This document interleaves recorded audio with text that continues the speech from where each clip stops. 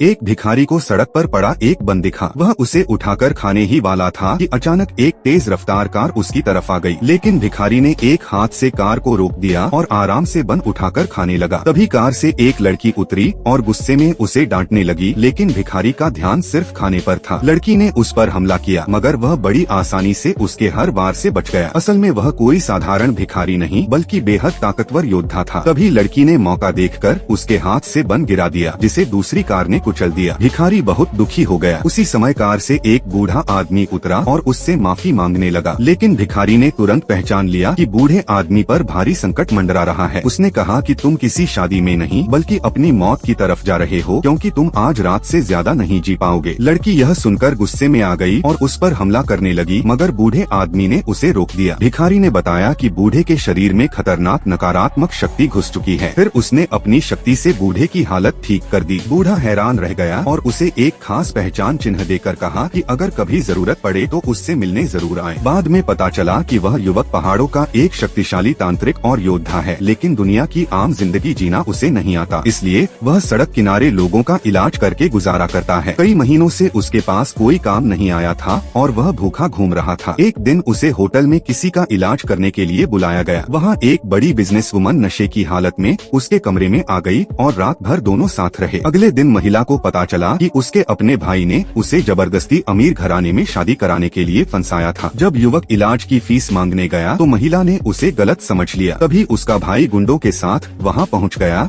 और अपनी बहन को जबरदस्ती ले जाने लगा। महिला ने बचने के लिए युवक को अपना पति बता दिया। युवक पहले मना कर रहा था, लेकिन पैसे मिलने की बात सुनकर मान गया। इसके बाद युवक ने अकेले ही सारे गुंडों की धुनाई कर दी। उसके एक एक वार से लोग दूर जा गिरते थे। महिला यह देखकर दंग रह गई। फिर उसने युवक से मदद मांगी ताकि वह एक बड़े टेंडर को जीत सके और जबरदस्ती की शादी से बच पाए। लेकिन टेंडर मीटिंग में उसे पता चला कि उसके अपने रिश्तेदारों ने धोखा दे दिया है। अमीर बिजनेसमैन ने उसे अपमानित करते हुए कहा कि अगर वह उसके सामने झुक जाए तो शायद उसकी कंपनी बच सकती है। तभी युवक आगे आया और बोला, इतनी सी बात के लिए रोने की क्या जरूरत है, अभी फोन करता हूँ, पूरा प्रोजेक्ट तुम्हारी कंपनी को मिल जाएगा।